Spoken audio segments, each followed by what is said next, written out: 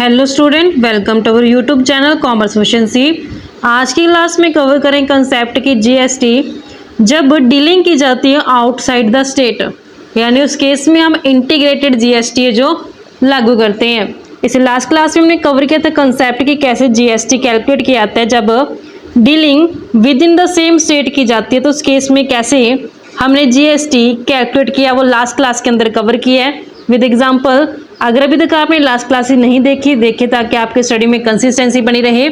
अगर अभी तक आपने मेरे यूट्यूब चैनल कॉमर्स एफिशिएंसी को सब्सक्राइब नहीं किया सब्सक्राइब कीजिए और बेल आइकन जरूर प्रेस कीजिए ताकि जब भी मैं न्यू वीडियोस अपलोड करूं सबसे पहले नोटिफिकेशन आपके पास आए। आप वीडियोस को देखकर आपकी स्टडी बूस्ट अप हो।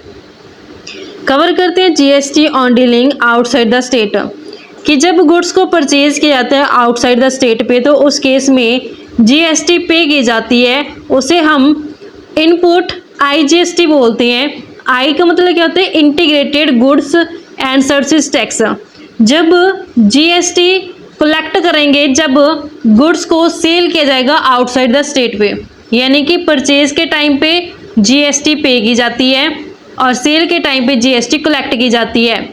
तो जब गुड्स को सेल किया गया आउटसाइड द स्टेट तो जीएसटी जो कलेक्ट की जाएगी उसे हम output integrated goods and services tax बोलेंगे। फिर हमने इनपुट आईजीएसटी को एडजस्ट करना होता है आउटपुट आईजीएसटी के साथ। जो बैलेंस आएगा उसे हम बैलेंस शीट के अंदर दिखाएंगे। एग्जाम्पल की हेल्प से कवर करते हैं। स्टेटमेंट में गिवन है कि ट्रायल बैलेंस दिया गया है, इसकी हेल्प से trading and profit and loss account और बैलेंस शीट बनानी है। डेबिट और क्रेडिट बैलेंस दोनों गिवन है। एडजस्टमेंट्स के अंदर वैल्यू जो क्लोजिंग स्टॉक 30 सितंबर यानी कि हमें क्लोजिंग स्टॉक गिवन है 34,220 का। प्रोविजन है जो बैड एंड डाउटफुल डेट का वो 500 इस बार खुद ही कैलकुलेट करके दे रखा है। डेप्रिसिएशन प्लांट एंड मशीनरी के ऊपर 10%। मेंटेन करना है प्रोविजन डिस्काउंट ऑन डेटर्स पे और क्रेडिटर्स पे 2%। कमीशन रिसीव होता है एडवांस में 200। सैलरी आउटस्टैंडिंग है 1 महीने की। हमने जो बुक्स ऑफ अकाउंट्स प्रिपेयर करने हैं वो 30 सितंबर 2022 के करनी है। तो जितनी आइटम है वो सभी हम ट्रांसफ़र करेंगे कंसर्न अकाउंट के अंदर। सबसे पहली आइटम कैपिटल दे रखी है, बैलेंस शीट में लायबिलिटी साइड जाएगी। Plant and machinery balance sheet में असेट साइड जाएगी, लेकिन प्लांट एंड मशीनरी के ऊपर डेप्रिसिएशन चार्ज किया जाएगा 10% की रेट से। बैलेंस शीट में लायबिलिटी साइड पे दिखाएंगे कैपिटल का अमाउंट है 1 लाख रुपए और असेट साइड दिखाएंगे प्लांट एंड मशीनरी को। प्लांट एंड मशीनरी का अमाउंट 78,000, लेकिन इस पे हमने डेप्रिसिएशन चार्ज करना है 10% जो कि 7800 बनता है। माइनस करके नेट बैलेंस 70,200 दिखा दिया जाएगा। और दूसरा डेप्रिसिएशन को हम दिखाएंगे प्रॉफिट एंड लॉस अकाउंट में डेबिट साइड पे। To depreciation on plant and machinery के नाम से दिखाएंगे 7800 रुपये। Next item purchase and sale है। परचेज ट्रेडिंग अकाउंट में डेबिट साइड पे दिखाएंगे, सेल्स को ट्रेडिंग अकाउंट में क्रेडिट साइड पे दिखाएंगे। जो रिटर्न्स है डेबिट बैलेंस है जो सेल्स रिटर्न का है, क्रेडिट बैलेंस है जो परचेज रिटर्न का है। ट्रेडिंग अकाउंट में डेबिट साइड पे दिखाएंगे 2 परचेज के नाम से। परचेज का हमारे पास अमाउंट गिवन है 77,425, इसमें से माइनस कर देते हैं परचेज रिटर्न 750, तो हमारे पास 76,675 बैलेंस आएगा। सेल्स को क्रेडिट साइड दिखाएंगे बाय सेल्स के नाम से 1,27,000, उसमें से लेस कर देते हैं सेल रिटर्न 1,000, तो 1,26,000 नेट बैलेंस आएगा। 126 हमने दिखा दिया। नेक्स्ट आइटम लोन है। लोन लिया गया है 1 जनवरी 2022 को, क्रेडिट बैलेंस है 20,000, मतलब कि लिया गया लायबिलिटी है। इसके ऊपर इंटरेस्ट कैलकुलेट करेंगे 10% 1 जनवरी 2022 से लेकर के 30 सितंबर 2022 तक। बैलेंस शीट में लायबिलिटी साइड पे दिखाएंगे लोन का अमाउंट है 20,000, इसमें हम ऐड कर देंगे इंटरेस्ट को जो कि आउटस्टैंडिंग इंटरेस्ट है पे नहीं किया गया। 20,000 के ऊपर जो परसेंटेज है 10%, 9 महीने बनते हैं क्योंकि ये जो लिया गया वो 1 जनवरी को लिया गया, तो जनवरी फरवरी मार्च अप्रैल मई जून जुलाई अगस्त 30 सितंबर को हमने अकाउंट है जो ये क्लोज कर दिया, तो 9 महीने का करेंगे तो हमारे पास अमाउंट बनते हैं 1500, तो टोटल हमारे पास 21,500 बन गया। और दूसरा इसे मैं प्रॉफिट एंड लॉस अकाउंट में डेबिट साइड दिखाऊंगी क्योंकि ये पे करना पड़ेगा। To interest outstanding interest on loan के नाम से दिखाया जाएगा अमाउंट 1500 रुपये से। नेक्स्ट ओपनिंग स्टॉक को ट्रेडिंग अकाउंट में डेबिट साइड दिखाएंगे। ट्रेडिंग अकाउंट में डेबिट साइड पे टू ओपनिंग स्टॉक के नाम से दिखाएंगे, अमाउंट है 30,000 रुपये। Next item sundry debtors and creditors है। डेटर्स असेट में जाएंगे, क्रेडिटर्स है जो लायबिलिटी साइड जाएंगे, लेकिन प्रोविजन गिवन है बैड एंड डाउटफुल डेट का 500, तो डेटर्स में से माइनस कर देंगे। और नेक्स्ट कहते हैं कि डिस्काउंट दिया गया 2% डेटर्स पे भी और क्रेडिटर्स पे भी। बैलेंस शीट में असेट साइड पे दिखाएंगे डेटर्स का जो अमाउंट है 45,000, इसमें से माइनस कर देंगे जो नया प्रोविज़न क्रिएट किया गया है 500 रुपये से, एडजस्टमेंट के अंदर गिवन है ये 44,500 आ गया। इसमें भी डिस्काउंट दिया गया डेटर्स को, तो provision for discount on debtors जो कि कितना क्रिएट करना है 2% क्रिएट से 44,500 का 2% करेंगे 890 आएगा, क्योंकि हमेशा जो डिस्काउंट दिया था वो गुड डेटर्स को दिया जाता है। तो नेट बैलेंस आ जाएगा 43,610। अब हम वर्किंग नोट बना के चेक करेंगे कि क्या प्रोविज़न फॉर डाउटफुल डेट है जो प्रॉफिट एंड लॉस अकाउंट में डेबिट साइड जाएगा या फिर क्रेडिट साइड जाएगा। तो उसके लिए मुझे ट्रायल बैलेंस के अंदर डाटा गिवन है, प्रोविज़न फॉर डाउटफुल डेट का क्रेडिट बैलेंस है 525, ये ओल्ड प्रोविज़न है। इसके अलावा मुझे बैड डेट की इंफॉर्मेशन नहीं गिवन ट्रायल बैलेंस के अंदर।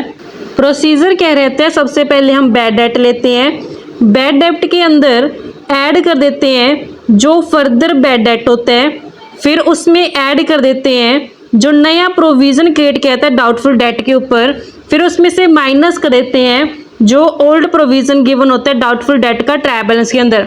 इस बार मुझे बैड डेट नहीं गिवन और ना ही मुझे फर्दर बैड डेट गिवन, सीधा नया प्रोविज़न गिवन है जो क्रिएट किया गया है अब 500 रुपये से। यहाँ पे दिखाया गया है 500 रुपये दिखाया गया है, तो मैंने यहाँ पे न्यू प्रोविज़न की जगह 500 लिख दिया, तो यही टोटल में आएगा। लेस करेंगे इसमें से ओल्ड प्रोविज़न, लेकिन ओल्ड प्रोविज़न कितने हैं 525 रुपये है, बैलेंस कितना आता है 25। तो अब देखो जो नया प्रोविज़न वो कम है, ओल्ड प्रोविज़न ज़्यादा है, तो इस केस में क्या करते हैं हम, जो बैलेंस आते हैं ना इसे हम प्रॉफिट एंड लॉस अकाउंट में क्रेडिट साइड पे दिखाते हैं, क्योंकि अगर ये बैलेंस ज़्यादा होता और ये कम होता तब मैं कहाँ दिखाती इसको, प्रॉफिट एंड लॉस अकाउंट में डेबिट साइड पे। लेकिन अब ये रिवर्स केस है, इस कारण से हम इसे प्रॉफिट एंड लॉस अकाउंट में क्रेडिट साइड पे दिखाएंगे। प्रॉफिट एंड लॉस अकाउंट में क्रेडिट साइड पे दिखाया जाएगा by provision for doubtful debt के नाम से। सबसे पहले हम लिखेंगे प्रोविज़न जो ओल्ड वाला है, प्रोविज़न फॉर डाउटफुल डेट जो ओल्ड प्रोविज़न है जो कि मेरे पास 525 गिवन है, उसमें से माइनस कर देंगे जो नया प्रोविज़न एडजस्टमेंट में गिवन है 500, तो 25 पे बैलेंस है जो ये क्रेडिट साइड दिखाया जाएगा। और वहीं जो दूसरा हमने दिखाया यहाँ पे provision for discount on debtors, अब इसको तो मैंने दिखा दिया प्रॉफिट एंड लॉस अकाउंट में। Provision for discount on debtors भी कहाँ है, एडजस्टमेंट में, इसकी भी 2 जगह पोस्टिंग करनी चाहिए, एक यहाँ हो चुके, दूसरी कहाँ दिखाएंगे हम इसे प्रॉफिट एंड लॉस अकाउंट में डेबिट साइड पे दिखाया जाएगा। ये to provision for discount on debtors के नाम से, कितना डिस्काउंट दिया गया डेटर्स को, तो हमारे पास अमाउंट गिवन है 890 रुपये से। अब वहीं क्रेडिटर्स की बात करते हैं, क्रेडिटर्स लायबिलिटी होती है, तो बैलेंस शीट में लायबिलिटी साइड पे दिखाए जाएंगे। क्रेडिटर्स का अमाउंट है जो टोटल वो 25,000 है। क्रेडिटर्स में से माइनस करते हैं जो provision for discount on creditors given है, क्योंकि डेटर्स और क्रेडिटर्स दोनों पे 2% क्रिएट से डिस्काउंट दिया गया है।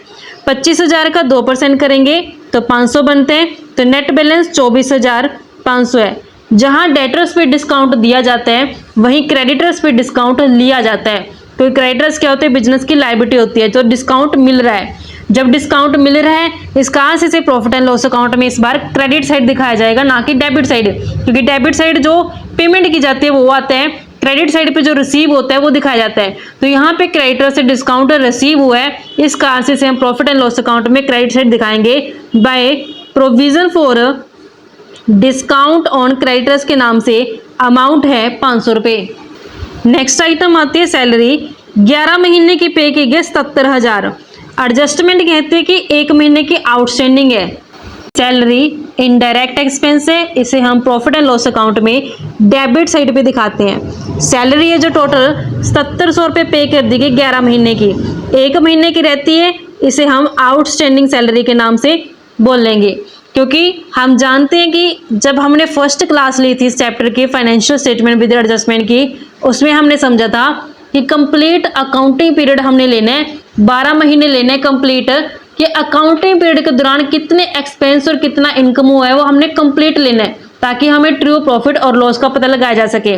तो यहाँ पे 11 महीने की सैलरी देगी है, 1 महीने की रहती तो क्या करते इसमें प्लस कर दे ताकि 12 महीने पूरे हो जाएं। जो 7700 है ये 11 महीने के, तो 11 से डिवाइड कर दूं, 1 महीने की कैलकुलेट करनी है तो मेरे पास 700 रुपये आ जाएगा आउटस्टैंडिंग सैलरी। टोटल है जो 8400 रुपये बनते हैं। आउटस्टैंडिंग सैलरी मेरी लायबिलिटी है क्योंकि ये पे करनी रहती है, तो इसे हम बैलेंस शीट में लायबिलिटी साइड पे दिखाएंगे सैलरी आउटस्टैंडिंग के नाम से। बैलेंस शीट में लायबिलिटी साइड जाएगा ये सैलरी आउटस्टैंडिंग के नाम से, जो 700 रुपये सैलरी पे करनी बाकी है। नेक्स्ट आइटम कमीशन है, लेकिन कमीशन का क्रेडिट बैलेंस है, मतलब ये रिसीव हुआ है। तो कमीशन के रिगार्डिंग हमें एडजस्टमेंट गिवन है कि कमीशन रिसीव इन एडवांस 200, कि 200 रुपये क्या हो गया एडवांस में रिसीव हो गया, यानी कि करंट ईयर की इनकम नहीं है, नेक्स्ट ईयर की इनकम करंट ईयर में रिसीव हो चुकी है। तो इस कारण से इसे हम हटा देंगे कमीशन में से, क्योंकि हमने सिर्फ करंट ईयर की इनकम को कंसीडर करना है ट्रू प्रॉफिट और लॉस जानने के लिए। कमीशन रिसीव हुआ है, ये प्रॉफिट एंड लॉस अकाउंट की क्रेडिट साइड दिखाया जाएगा। प्रॉफिट एंड लॉस अकाउंट में क्रेडिट साइड पे दिखाएंगे बाय कमीशन रिसीव के नाम से। जो कमीशन रिसीव हुआ है वो 1150 का है, लेकिन इस 1150 में जो 200 रुपये ऐसे शामिल है जो एडवांस में मिल गए हैं, तो माइनस कर देते हैं रिसीव्ड इन एडवांस को 200 को, क्योंकि ये 200 इस साल की इनकम नहीं है, नेक्स्ट ईयर की इनकम है, इस कारण से इसे हटा देंगे। तो मेरे पास नेट बैलेंस आ जाएगा 950। तो जो ये रिसीव्ड इन एडवांस है ये बिजनेस के पॉइंट ऑफ व्यू से लायबिलिटी है, बैलेंस शीट के अंदर से लायबिलिटी साइड पे दिखा दिया जाएगा। जो कमीशन रिसीव्ड इन एडवांस है, कमीशन रिसीव्ड इन एडवांस के नाम से 200 रुपये। नेक्स्ट आइटम मैन्युफैक्चरिंग वेज है। मैन्युफैक्चरिंग वेज मतलब कि ये डायरेक्ट एक्सपेंस है, ट्रेडिंग अकाउंट में डेबिट साइड जाएगा। कैरीज आउटवर्ड ये इनडायरेक्ट एक्सपेंस है, प्रॉफिट एंड लॉस अकाउंट में डेबिट साइड दिखाए जाएंगे। प्रोविजन फॉर डाउटफुल डेट हो चुके हैं। रेंट रेट्स एंड टैक्सेस है जो इनडायरेक्ट एक्सपेंस है, प्रॉफिट एंड लॉस अकाउंट में डेबिट साइड जाएंगे। Advertisement indirect expense, profit and loss account में डेबिट साइड जाएगी। ट्रेडिंग अकाउंट में डेबिट साइड पे दिखाएंगे मैन्युफैक्चरिंग वेज को। मैन्युफैक्चरिंग वेज है हमारे पास 10,000 रुपये की। इसके अलावा जो इनडायरेक्ट एक्सपेंस जिसमें हमारे पास गिवन है expense carries outward indirect expense है, प्रॉफिट एंड लॉस अकाउंट में डेबिट साइड दिखाएंगे 1200 रुपये से। Rent rates and taxes, rent rates and taxes 10,000 रुपये से, और एडवर्टाइजमेंट का खर्चा है 2,000 रुपये से। ये सभी इनडायरेक्ट एक्सपेंस है, प्रॉफिट एंड लॉस अकाउंट में डेबिट साइड दिखाए हैं। Next item cash in hand assets है, बैलेंस शीट में दिखाई जाएगी। फर्नीचर असेट्स है, बैलेंस शीट में दिखाए जाएंगे असेट साइड पे। बैलेंस शीट में असेट साइड पे कैश इन हैंड के नाम से दिखाएंगे, अमाउंट है 6900। वहीं जो फर्नीचर है वो भी असेट्स है, फर्नीचर असेट्स है 7200 रुपये के। नेक्स्ट इनपुट IGST को एडजस्ट करेंगे आउटपुट IGST से। इनपुट IGST जो मेरे पास 10,000 है, आउटपुट IGST 12,000 है। हम कंपैरिजन करते हैं इनपुट IGST का आउटपुट IGST के साथ। इनपुट IGST का मतलब क्या है कि जो पे किया गया है, आउटपुट IGST का मतलब क्या है कि जो कलेक्ट किया गया है। अब मेरे पास इनपुट IGST का अमाउंट गिवन है वो 10,000 है, और जो आउटपुट IGST वो 12,000 है। अब पेमेंट 10 की गई है, कलेक्ट 12 किया गया, तो कलेक्ट ज़्यादा हो गया, तो बिजनेसमैन इस 2,000 जो एक्स्ट्रा कलेक्ट किया गया है इसे अपने पास नहीं रखेगा। बिजनेस के लिए क्या ये लायबिलिटी है, क्योंकि ये गवर्नमेंट को देना पड़ेगा, गवर्नमेंट के पास है जो 2,000 रुपये भेज दिए जाएंगे बिजनेस द्वारा। तो 2,000 को हम क्या करें बैलेंस शीट के अंदर लायबिलिटी साइड पे दिखाएंगे। तो यहाँ पे हम बैलेंस शीट में लायबिलिटी साइड पे इसको दिखाते हैं। सबसे पहले हम लिखेंगे आउटपुट IGST को, जो कि बैलेंस 12,000 है। इसमें से माइनस कर देंगे इनपुट IGST को, जो कि 10,000 है। तो 2,000 रुपये की लायबिलिटी बन गई है बिजनेस की। ट्रायल बैलेंस की सभी आइटम कंप्लीट हो चुकी है। एडजस्टमेंट में क्लोजिंग स्टॉक 30 सितंबर का गिवन है 34,220। ट्रेडिंग अकाउंट में क्रेडिट साइड दिखाएंगे और बैलेंस शीट में असेट साइड दिखाएंगे। ट्रेडिंग अकाउंट की क्रेडिट साइड पे दिखाते हैं बाय क्लोजिंग स्टॉक के नाम से। अमाउंट है क्लोजिंग स्टॉक की 34,220। वहीं बैलेंस शीट में असेट साइड पे दिखाएंगे क्लोजिंग स्टॉक को, क्लोजिंग स्टॉक अमाउंट 34,220 रुपये से। सभी एडजस्टमेंट कंप्लीट हो चुकी हैं। अब अकाउंट्स क्लोज करते हैं। सबसे पहले अकाउंट क्लोज करेंगे ट्रेडिंग अकाउंट। ट्रेडिंग अकाउंट में हमारे पास क्रेडिट आइटम का टोटल बनता है 1,60,220। डेबिट साइड का टोटल 1,60,220 बनना चाहिए, लेकिन इसमें से माइनस करते हैं डेबिट आइटम के टोटल को, तो मेरे पास 43,545 रुपये बैलेंसिंग फिगर आती है। ये बैलेंसिंग फिगर ग्रॉस प्रॉफिट की है। इसे हम कैरी डाउन कर देंगे प्रॉफिट एंड लॉस अकाउंट में। तो बाय ग्रॉस प्रॉफिट के नाम से ब्रॉट डाउन करेंगे 43,545 रुपये। अब हम प्रॉफिट एंड लॉस अकाउंट को क्लोज करते हैं। प्रॉफिट एंड लॉस अकाउंट में क्रेडिट आइटम का टोटल बनता है 45,020 रुपये। तो यहाँ भी 45,020 आना चाहिए, लेकिन जब इसमें से हम डेबिट आइटम का टोटल माइनस करते हैं तो 13,230 रुपये बैलेंसिंग फिगर आती है नेट प्रॉफिट की। इस नेट प्रॉफिट को हम ऐड करके चलेंगे बैलेंस शीट में। लायबिलिटी साइड पे कैपिटल के अंदर ऐड कर देंगे नेट प्रॉफिट का अमाउंट, जो मेरे पास 13,230 आया है। तो नेट बैलेंस आ जाएगा 1,13,230। लायबिलिटी का टोटल करते हैं। लायबिलिटी साइड का टोटल आता है 1,62,130 और असेट साइड का टोटल भी मेरे पास सेम आता है 1,62,130। इस तरीके से बैलेंस शीट है जो टैली हो गई है। तो ये कंसेप्ट बनता था बच्चों हमारे पास GST का, जब डीलिंग की जाती है आउटसाइड द स्टेट, यानी कि IGST का केस था ये। आई होप आपको क्लियर हो गया है। नेक्स्ट क्लास में कवर करेंगे नया टॉपिक, जिसमें हम कवर करके चलेंगे कि क्या एडजस्टमेंट रहती हैं गुड्स से रिलेटेड। अब नॉर्मल लॉस कवर करेंगे कंसेप्ट नेक्स्ट क्लास के अंदर। ऐसे ही रेगुलर क्लासेस के लिए आप मेरे यूट्यूब चैनल कॉमर्स एफिशिएंसी को सब्सक्राइब, लाइक और शेयर करें। बेल आइकन जरूर प्रेस करें ताकि जब भी मैं न्यू वीडियोस अपलोड करूं सबसे पहले नोटिफिकेशन आपके पास जाए। आप वीडियोस को देखकर आपकी स्टडी बूस्ट अप हो।